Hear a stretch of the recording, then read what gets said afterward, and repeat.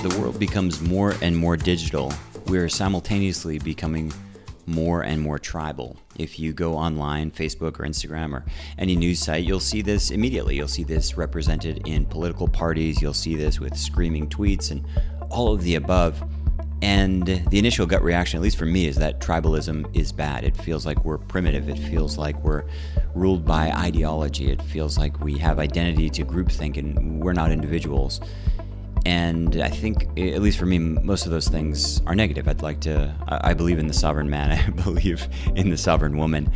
And at the same time, there's a whole bunch of things about tribes, about tribal nature that are really valuable, like ritual, like community, like support, shared belief, shared moral values.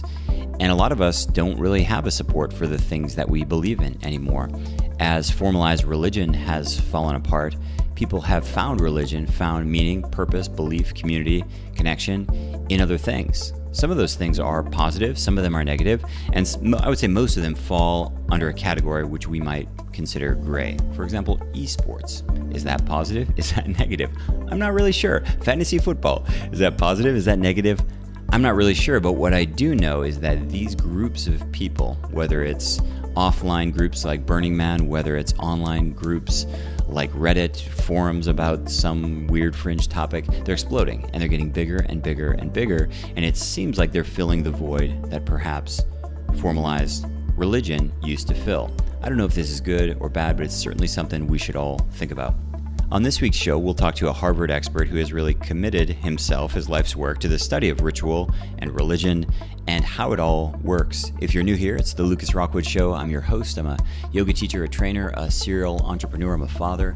But first and foremost, I'm a student and I like to learn things. So I go out into the world of health and wellness, personal growth and development, and I try to find people doing interesting things and bring their best work to you on the show. So hopefully we can all live more informed, more exciting lives. Let's see if it works. If you'd like to support the show, the best thing you can do is scroll down in the little app you're listening to and leave a rating and review. Share the show on social media and tag me. I'm at Lucas Rockwood. And if you have questions for the show or want to write me, the easiest way is get me on Instagram. It's at Lucas Rockwood. Thanks for listening. Enjoy.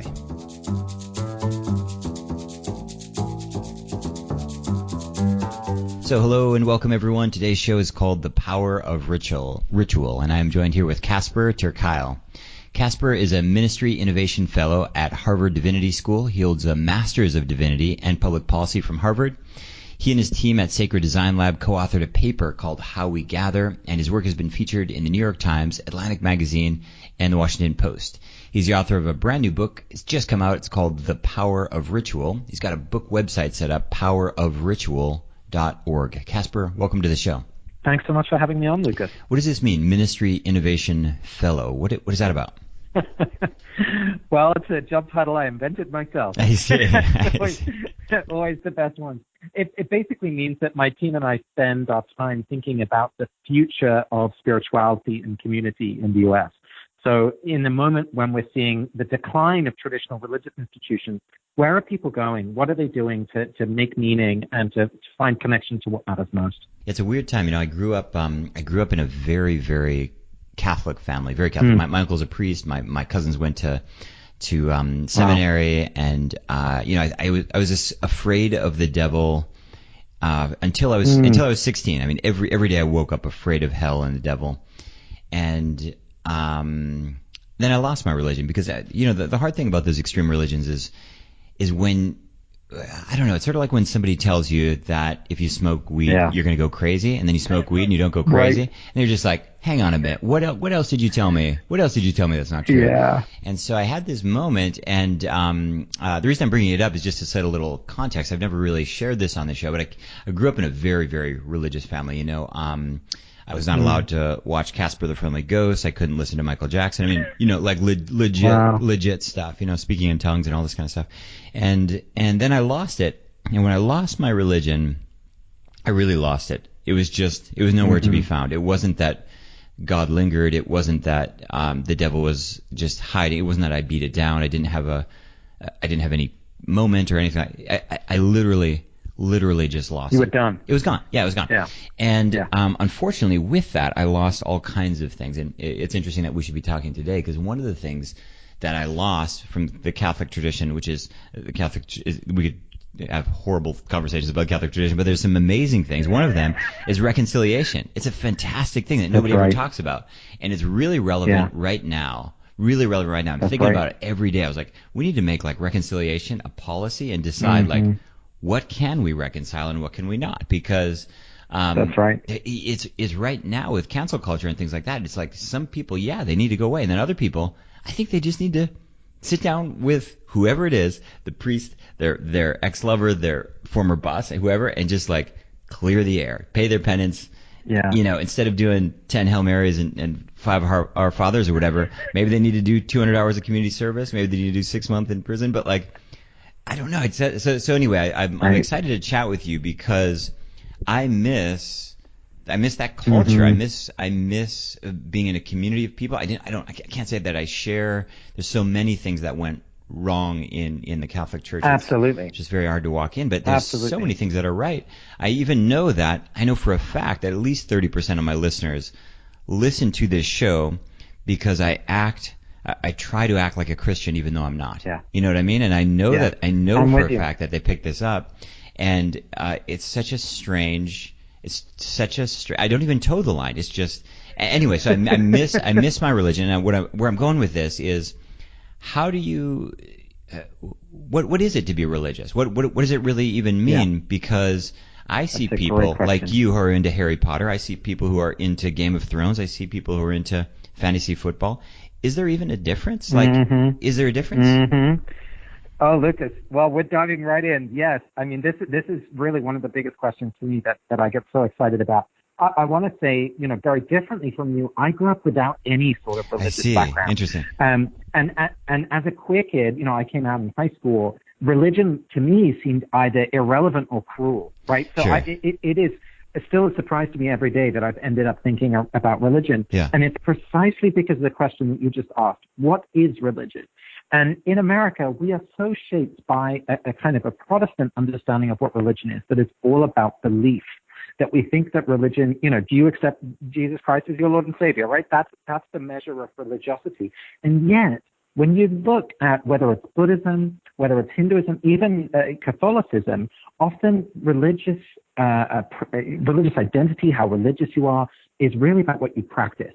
If you think, you might have Jewish listeners or Jewish friends who say, well, I'm Jewish, but I'm not religious, which already illustrates that what they're saying is that Jewishness is as much about the food you eat, the sense of your peoplehood or lineage, maybe the songs you sing, right? The celebrations that you practice.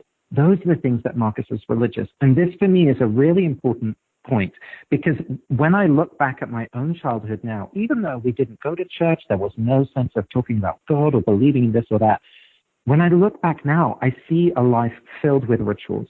We would go and sing to the cows in the farm on Christmas Eve. We would make lanterns and walk through the village on Michaelmas. We would dance around the maypole, all these lovely kind of pagan, Christian-inspired festivals that I grew up with in the Waldorf Steiner school that I went to as a kid. And so when I look back at that now, I'm like, oh my goodness, actually, it was a religious upbringing. I just never looked at it in that lens.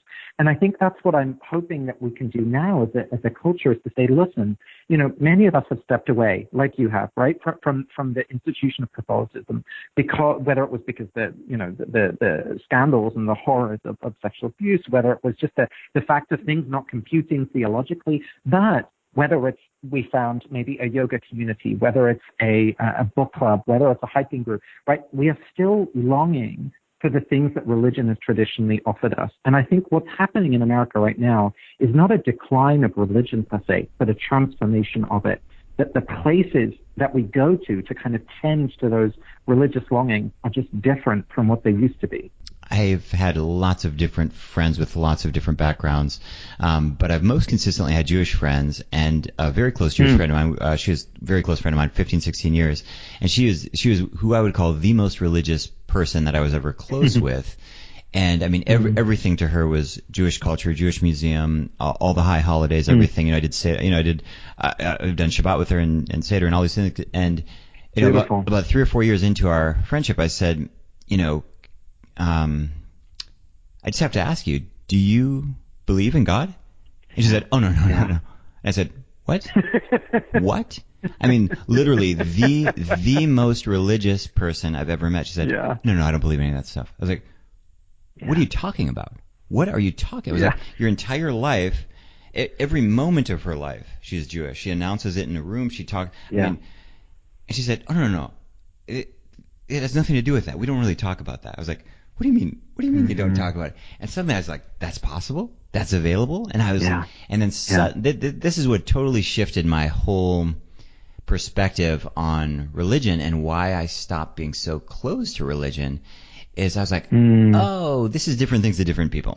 This is different things to different people. The media spins it into this Jesus Christ is my Savior and Lord, but it's a lot more than that. It's culture and food and family and closeness and a sense of belonging and a tribe and all of those things, which I don't have, you know?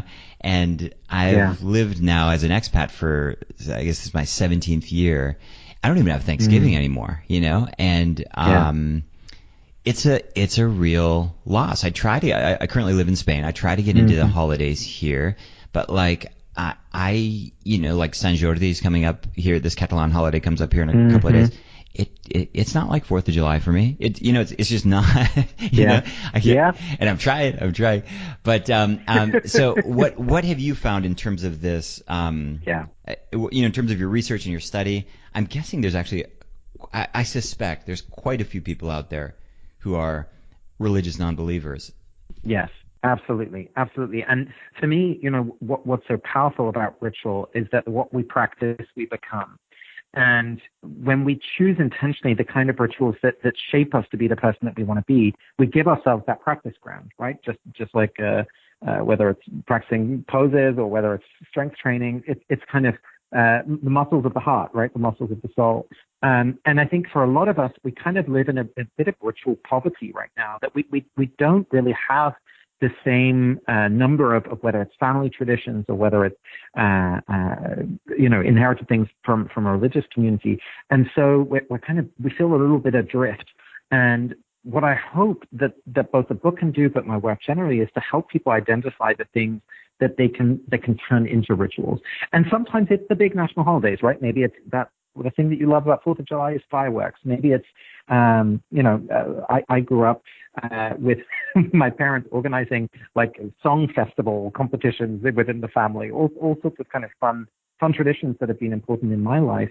And my hope is that we can take the things that we see as just like, oh, this is just something that I do every day, whether it's walking the dog, whether it's about journaling, and to think about really deepening them so that they become rituals.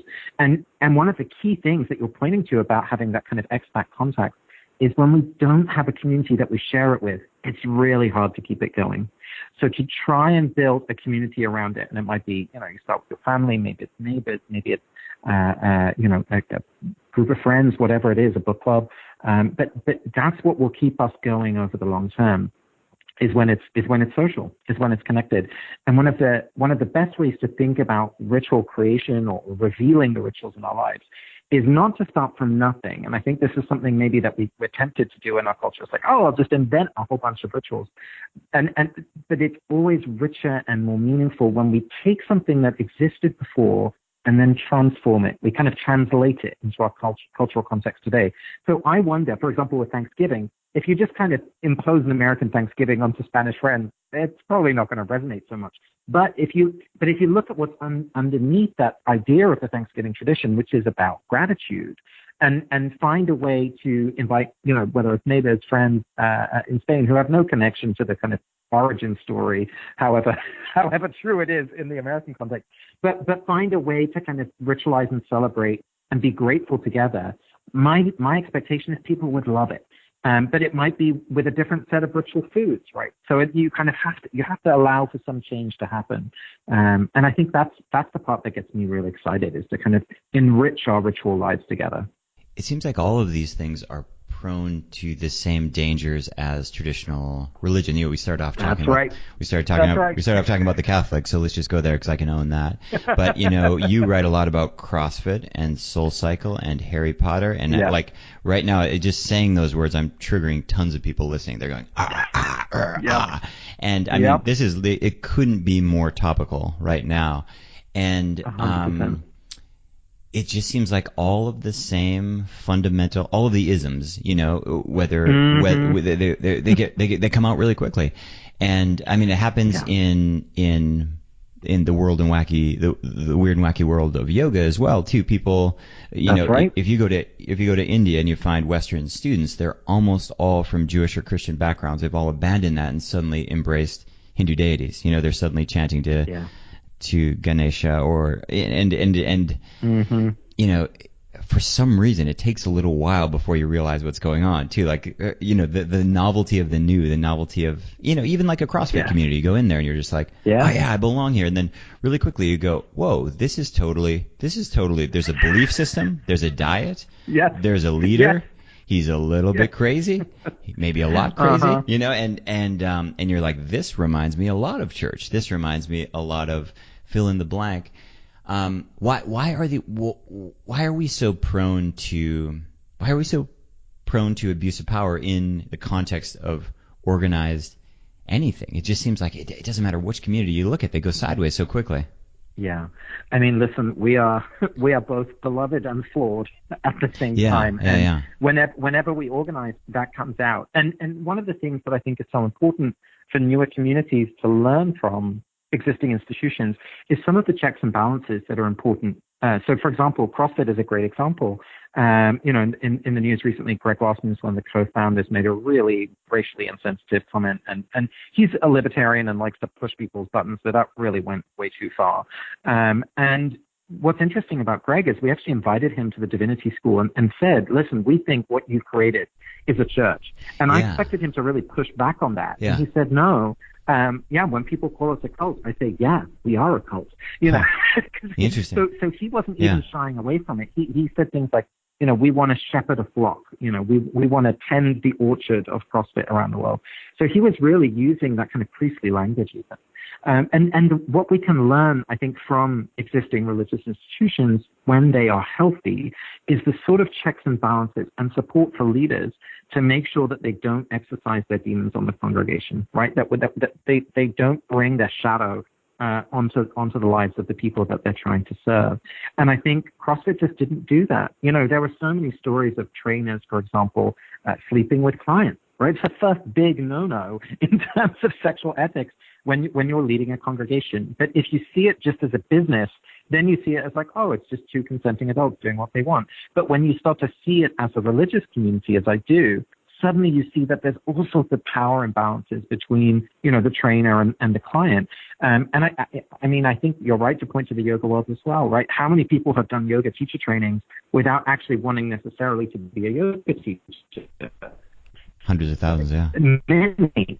And it's because of to become the kind of person that they want to be. And they see yoga, They see yoga teacher training, and they're like, wow, this is a community of people who are committed, who are have integrity about their practice, right? I want to grow into a person like this. And so if then, and hopefully it doesn't happen often, but if then there is a betrayal of trust, it's not just at the level of ethics, but it's kind of like a soul pain, right? Like there's a sense of the foundation of who you are has been ripped away from under you. And I think that's why, you have to be so careful when we engage spirituality or when we engage even religion. It holds so much power. I always think of it like, it's like fire. It can be the candle that you warm yourself by, right? The hearth around which we gather, but it can also burn your house down. Yeah, I really struggle with it because I just wish there could be religion with no leader. I wish it was like Bitcoin, like distributed infrastructure. Because it's just so prone. But those exist, right? I mean, we have some really, like if you think of the Quaker movement, right? The Quaker, this kind of radical Christian sect from the 17th century. They really tried to undermine that centralized leadership, and then you run into the other side of the challenge, which is how do you organize, right? Like how do you organize at scale? And so each model has its strengths and has its weaknesses. Yeah. In the yoga community, we're totally prone to abuse. You said maybe it will happen. It happens all the time. I started in the Bikram community. Bikram's now a convicted rapist and felon on the run internationally. Right. Patabi Joyce was the founder of Ashtanga, which I got very into for many years. He's been, there's public videos of him molesting women, and it's like it just becomes so hard, I was trying to do this thing like, who's your heroes? I thought of all these people I wanted to put on my wall, and then I was like, okay, he did that thing, and then I was like, am I 100% sure he hasn't, done this or that? And I was like, I can't have a hero. It's just like, I can't step foot in a church. I can't, and really, it's really difficult. This is why I come back to this thing of reconciliation. Like, can Greg Glassman, can he dial that back? Like, can you dial that back? Is that allowed? I don't know, but it's a question I have. Like at what point can you at what point can you dial things back? Because everyone gets canceled. Most of the people who have influenced me the most, I was thinking about this recently, thinking about doing a podcast on this. I have never shared their names publicly, the authors and the writers and the speakers, because they are highly controversial, if not maybe even, arguably bad people. But man, I've learned a lot from them. Certain writers and figures, and let's just put the Catholic Church in that context. I mean, this is a terrible organization, but man, I learned a lot from it. But I can't get behind it, and so it's really challenging. It's really challenging when you have these things that I think about all the time, these teachings, these ideas, these guiding principles that I can't really share publicly because they're attached to an organization that is just horrible, or a person who has proven himself to be a felon or an abuser or whatever it is. I really struggle with it. And I think that's why a lot of people struggle with religion. And people will say religion's responsible for all the wars and this and that. And there's truth to that, and there's not truth to that. But it's really challenging now when we don't trust the church or we don't trust the government. It's really lonely and isolating, and I don't know. I obviously I see people congregating in CrossFit, and I see people congregating in online communities and gaming, and I mean gaming has become a religion too. Absolutely. And so I guess where I'm going with this though is it any different, or is it just same but modern? That's a great question. I mean, I think there are ways which we can through which we can learn to engage wisdom, even when it comes from a challenging source.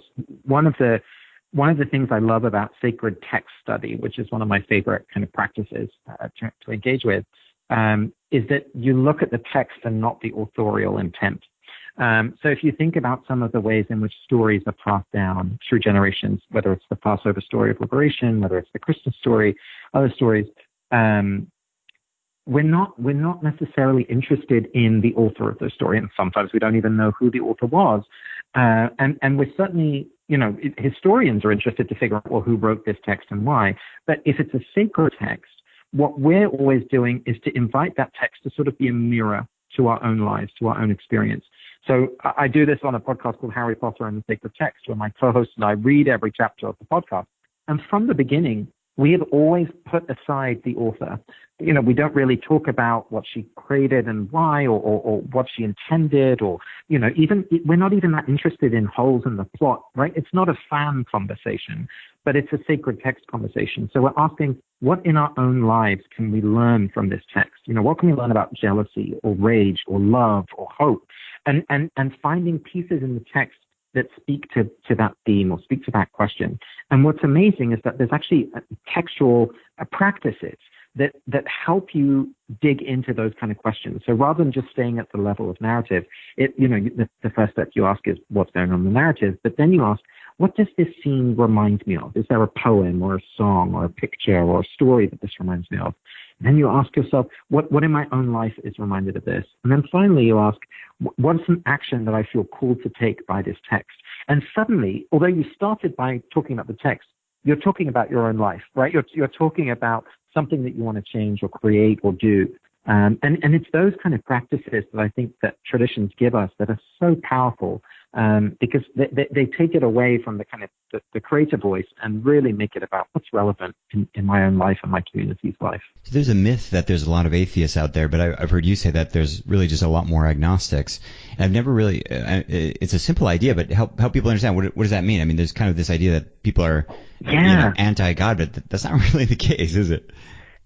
It's so interesting. I mean, we are in the midst of massive change in the U.S., but in the Western world generally, about attitudes to religion. So you're absolutely right to say that more and more people are less and less religious. If you ask them, what's your religion, right? Tick one of the boxes. now 40% of millennials are saying that they are none of the above, so that they're not religious. We expect that to go up to about 50% among Gen Z, so people up to the age of 20 now. So and that number is increasing in every age, I should say. And at the same time, when you then ask, hey, we know you're not religious, but do you believe in God or a higher power? 2 in 3 will say yes. And one in 5 even will say that they pray every day. So for me, again, it's more that religion is changing, that where it's happening is changing, that the way in which people express it is changing. It's not that those eternal questions of connection and meaning and purpose are any less important. It's just where we're doing those questions, if you will, is showing up in unusual places, including the workplace. Right, younger employees are showing up at work wanting more and more that they have rich relationships, that they have a sense of meaning and purpose in their work, which previous employees never kind of designed for. Yeah, it's really, really interesting. I feel like there's a huge void, and I think it's really it'll be interesting to see what comes next. It'll be really interesting to see what comes next because there's a level of sophistication. I mean, on the one hand, you turn on the news or you watch, for me that just means scrolling through Facebook, and you see what seems to be a lot of ignorant people all around the world, but then that's just the minority. There's a lot of people who are, really picking things apart in the way that you are and looking at things analytically. I just think that people are desperate we're tribal, right? We're desperate for ritual, like you've chatted about, and anyone can see this, whether you're going to like Mobile World Congress, which is huge here, or Gamescom, which has 300,000 gamers coming to Cologne in Germany, or you're going to Burning Man, which is still, it's hard to believe. If you've never been to Burning Man, if you go there, it's very hard to believe that that's happening. It's just a real case study in terms of who we are as humans. And what happens with listeners who haven't been, they go, oh yeah, that's for hippies. No, it's not. You need to go there. Not at all. you really need to see this because this is not new. It's not going away, and it's massive. And it's not even you can't even really define it. But there's this need for gathering, for community, for connection. We're craving it more than ever before, and we've just experienced the biggest period of deprivation that, at least as a global community, we've ever experienced. Definitely this happened locally, and there's people living in war-torn regions they've had to live their whole life this way, but the whole world has gone through, let's say a 60, 90, 100 day, in my case, plus, confinement, where you really start to think, what do I want? And for sure I want people, and so how has the whole COVID thing informed your thinking just moving forward? I mean, it's really, it couldn't be more relevant. Enormously. Yeah. What do you think about it? Yeah. I think you're exactly right. I think it is a time of reckoning. I think many of us are kind of forced to ask ourselves the question, what do I really want? What's actually important to me? How do I want to live? Who do I want to be with? And so it's a moment of clarifying what's essential. And relationships are absolutely at the heart of that. Now, I think relationally, we've all had an experience of kind of a big shrinking and deepening of relationships with people who we already spend time with. So whether it's people in your house, whether it's the weekly Zoom call with family members. And so we've kind of lost the serendipitous moments of connection, whether it's on public transport or in the line at the grocery store or seeing a friend for a quick coffee that you see every couple of months. So those outer layers of relationships have kind of fallen away, and we're hungry to be connected again.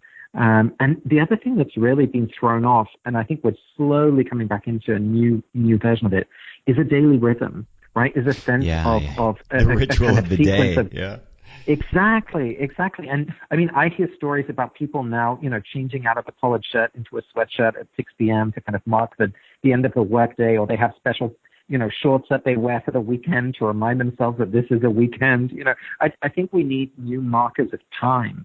And if you think about those ancient church bells in the monasteries, right, helping everyone find a rhythm, I think we're in a moment where we're hungry for a new rhythm. We're hungry for those outer relationships, and it's a real moment of reckoning of what do we want from life. And I think that in part has opened the door to this amazing, painful, powerful conversation around race, and the deep, justice and healing work that is needed in order to find a way forward. Casper, tell us about your book specifically. Why did you write it, and what are you hoping readers take away from it? My biggest hope is that, folks find a kind of a sense of spiritual confidence.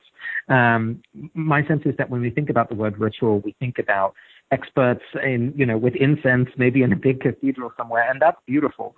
But I really hope that each of us can discover and nurture the daily rituals in our own lives.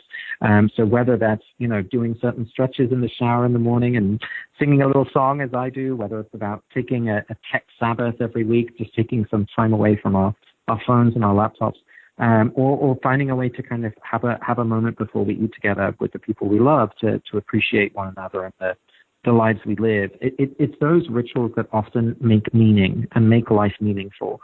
And so I hope, readers will look in the book and see ways in which to take the habits that they have in their lives already and to kind of transform them and deepen them into the rituals that make life meaningful. So that's my biggest hope. Great conversation, Casper. I'm really excited to pick up your book. For people listening, where should we send them to find you online and to follow you online? Absolutely. Yeah. Check out the website is powerofritual.org for the book, and you can find me at Casper TK on Twitter and other social media. And I have a weekly newsletter as well where I write about kind of spirituality, community themes. So feel free to sign up for that on the website as well. Chronic lower back pain is estimated to affect as much as 80% of the population at some point in your life. It might happen when you're 25 and snowboarding. It might happen when you're 75 and just retiring from a career. But when back pain strikes, it can be really debilitating. There's lots of different things you can and should do to work on your spine strength and flexibility and balance. The fourth element that doesn't get talked about enough is traction. And traction is the practice of creating literally more space between your vertebrae. You can do this by lying flat, not so practical. You can do this by hanging upside down, like on old school inversion tables or gravity boots. And we've been doing it recently, for the past 10, 11 years, using the yoga trapeze. You hang from your hips and you hang upside down. And it's been so successful, so popular that we have yoga trapeze teachers now in 38 or 39 different countries. We have yoga trapeze students in even more countries, 43 countries or something like that. And we are training teachers actively to work with students all around the world. You can teach private one-on-one, you can teach in gyms and fitness centers. A lot of our trainers now work virtually. They work via Zoom to help clients specifically with their spine. This course is 12 days long. It's live, it's interactive, it's a lot of fun. We walk you through the safety, the setup, the anatomy, the physiology, and all of the business concerns you need as well to get started teaching professionally right away. Whether you're a yoga teacher now or if you're new to teaching, the program will take you all the way from zero all the way to getting your very first client. To learn more about the program, go to yogatrapezeonline.com, yogatrapezeonline.com, and I hope you can join us. This week's nutritional tip comes from a listener on Instagram. Listener Darren says, Lucas, is there any healthy way to deep fry food, specifically potatoes? I think I know what you're going to say, but I have to ask. So the answer is oils don't really want to be heated. They don't like high heat. They get denatured and they become really toxic. But if you're going to heat oils, the more saturated the oil, the better. So if you look at traditional cooking oils, traditional high heat cooking oils around the world, they were always saturated fats. In fact, even in McDonald's and things like that, they used to use lard and tallow, really stable fats, and they've been now swapped out for cheap and crappy canola oil. Now, a deep fried lard or something is still not a really great option, but it's a way better option than a deep fried canola oil, which is mostly what you'll find whether you're at a Michelin star restaurant or you're at McDonald's. You'll mostly find stuff fried in canola oil. So as a general rule, low heat cooking specifically of oils is really important, but were you to cook high heat, Darren, you'd want to make sure you were using a saturated fat. We have a listener question this week from Sue Ann on Instagram. Sue Ann says, Lucas, why do you call your breathing categories water, whiskey, and coffee? Whiskey and coffee seem like toxins. Why would you name them that? So I appreciate the question. I get a lot of flack for calling these breathing categories whiskey and coffee. It's especially funny because I don't drink whiskey or coffee. I certainly have in the past, maybe enough for a lifetime. But the reason I use these names is because they're very memorable and it helps you to put breathing into a category. The biggest problem with breathing is people can't remember or understand how it works. Not because people are dumb, they're not. People are smart. But the way that breathing is explained, often with Sanskrit words and confusing complex patterns, people don't really know which breathing exercise does what. If I tell you this is a coffee breathing exercise, what do you think it does? Coffee stimulating practice. Okay, that makes sense. If I tell you it's a whiskey category practice, what do you think it does? Well, whiskey makes you drunk, puts you to sleep. Okay, we get the idea. It calms you down, right? So I use these for simplicity. Are they fatally flawed? Well, yeah, sure. We have breath coaches who are working with, addicts. We have breath coaches who are working in religious communities that don't allow alcohol. They just changed the number. They just changed the name to water, fire, and ice. That's just fine. And so at the end of the day, it's just packaging, and I understand that it's flawed. I also happen to like it. So that's the reason, but feel free to call it water, fire, and ice if that's more helpful for you. Thanks for the question. Thanks for listening to The Lucas Rockwood Show. If you enjoy the podcast, I have 2 asks of you. Number 1, share the show on social media with your friends and tag me. My handle is @LucasRockwood. Number 2 is please leave a rating and review in whatever app you're listening on. And last but not least, before you go, if you'd like to be on my mailing list, every week I send out information about the podcast, behind the scenes stuff, announcements of online classes and special events. I email about once a week. You can do that at yogabody.com/sign me up. And right now we have a free breathing worksheet on that page as well. It's yogabody.com/sign me up.